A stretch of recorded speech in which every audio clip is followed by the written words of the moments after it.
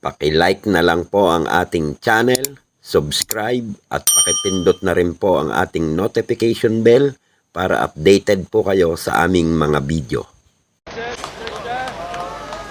He's going to catch Poundstone and Hollins. He's got to kill this event. This event is all about finesse and control.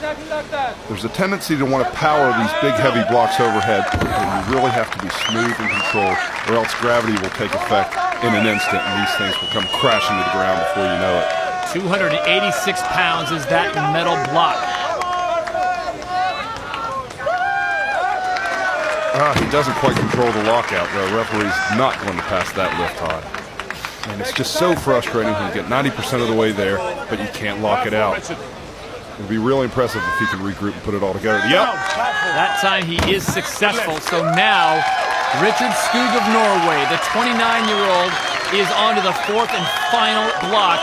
This one weighs 330 pounds. 45 to go, Richard. It's really impressive to see him regroup and successfully press that third one. I'm not sure he has anything left for this monster. Two-time Norway's strongest man. Can he do it?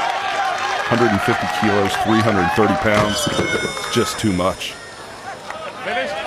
So Richard Skog will be credited with 3 successful lifts, and that will make him our current leader. A good performance, but I'm not sure it's fast enough to hold on to the overall lead here.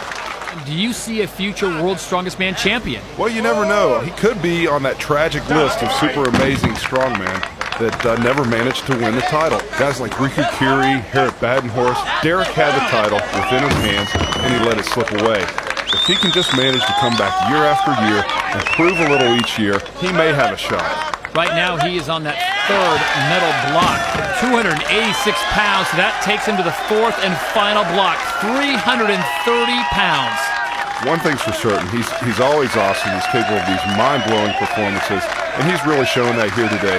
He made those first 3 blocks go up like they didn't weigh much of anything at all. 150 kilograms or 330 pounds for Derek Poundstone of the USA. Wow, Todd, you know he really showed amazing finesse and control on the first 3 blocks, but couldn't quite crank hard enough on the wrists. That's really, really tough to do. Hollins, can he pull this off? Kind of an unusual lift. He may be protecting that bicep again, Todd. Now he's on to 120 kilograms or 264 pounds. Well, the first one looked easy. Let's see how the second one looks here, Todd. Good strong press. Whoa! I'm not so sure about that, though. That's pretty scary when you've got nearly 300 pounds overhead and no helmet. So he's now on to 130 kilograms. Remember, that's 286 pounds. Balance and control is key here. It's not just about strength. You've got to have finesse. Down. Whoa! And again, the drop behind. You recommend that technique, Phil?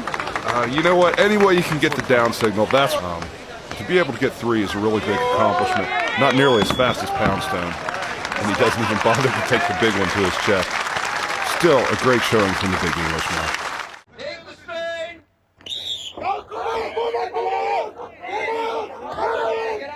But Grizzly's down and rules dictate he must get up quickly. Doesn't he look better in Champagne? Well, he was hoping that his success last night would act as a spur to improve his position with this event today. But a consoling hand from the victor, John Paul, who's looking stronger by the minute. But and now the bout between the 2 experts in this game. Jeff Capes is reckoned to be almost unbeatable in man-to-man tug-of-war. But the Canadian Highland Games champion is no slouch either, and this could be interesting. Take the strain! Take the strain! Oh, it's up! Well, yes, I think David Webster stopped the bout because in his excitement, Jeff jumped the gun and started pulling just a fraction before the whistle blew. There's a look of "don't do that again to me, brother" on Dusko's face. Take the strain! Come on! Well, Jeff's sheer power and good technique literally swept the Canadian off his feet, and the title holder is looking impressive. Of Iceland, Jean-Pierre Brewer of France. Take the strain! Well, it would appear that Monsieur Brewer isn't too keen on early morning dips, But a man from Reykjavik has other ideas. This is French synchronized swimming. Well, going in has saved him penalty points. Coming out has saved him pneumonia. Well, at least you can say about these big men, the fun is clean. It's the turn of wrestler Klaus Wallace against Jeff Capes, wearing his gunfighter look. Take the strain. Take the strain. And again, Jeff turning on that awesome technique and power, but Klaus hasn't disgraced himself. He beats Brulwa earlier, so that means the best result yet, and a very creditable third place for this pleasant Austrian. And now the showdown. Capes versus Sigmarsson. Not looking quite so confident for a change. Julian Hassan. The personality is as tight as the rope. And Jeff's got him. That's a great result. But there's a tremendous bond between these two, but the big Lincolnshire man's experience made him unbeatable. Iceland's half-Thor Julius Bjornsson. It's clear by the way he's moving that he's in pain. He's got the foot injury that we have documented throughout this competition. So how will that affect him here? We're about to find out. He's got some of the strongest legs on this planet.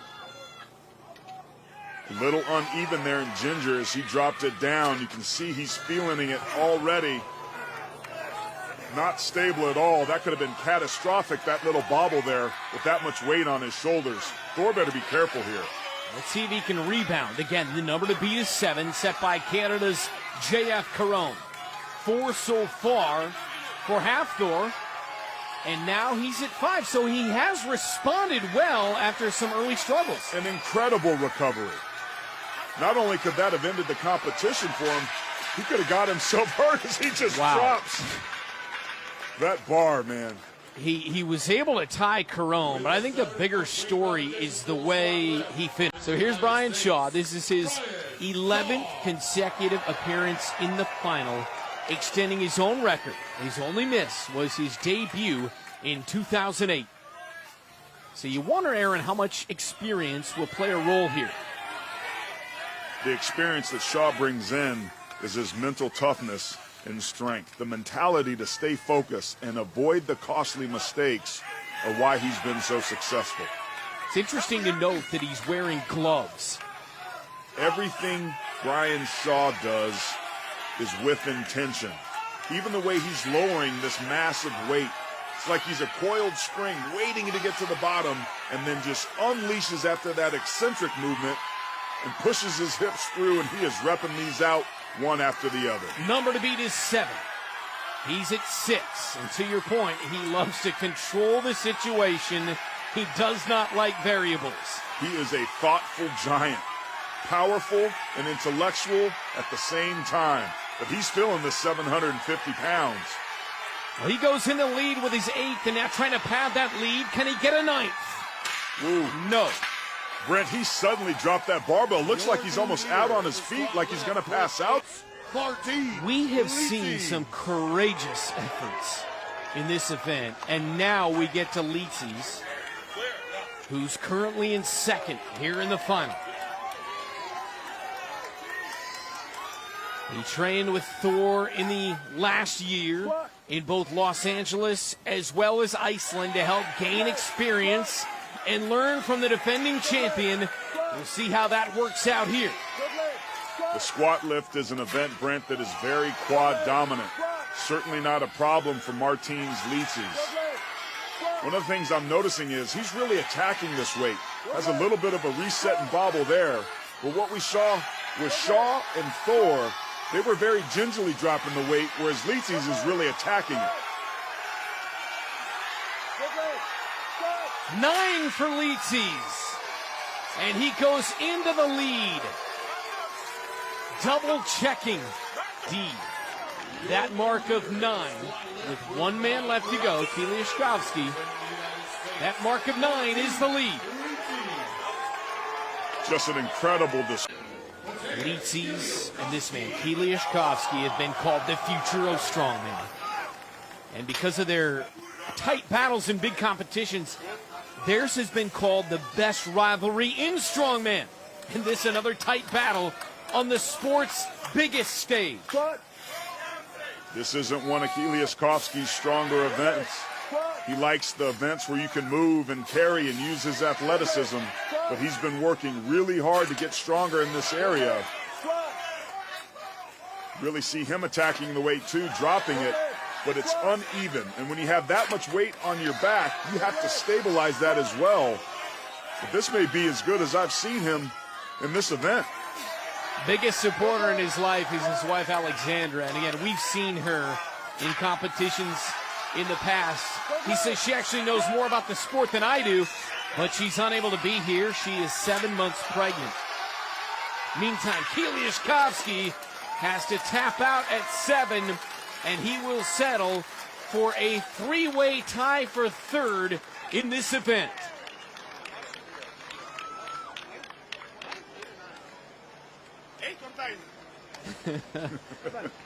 He's asking for 8 or 9. A little disappointed with 7. Nevertheless, a tie for third in the squat lift for the man.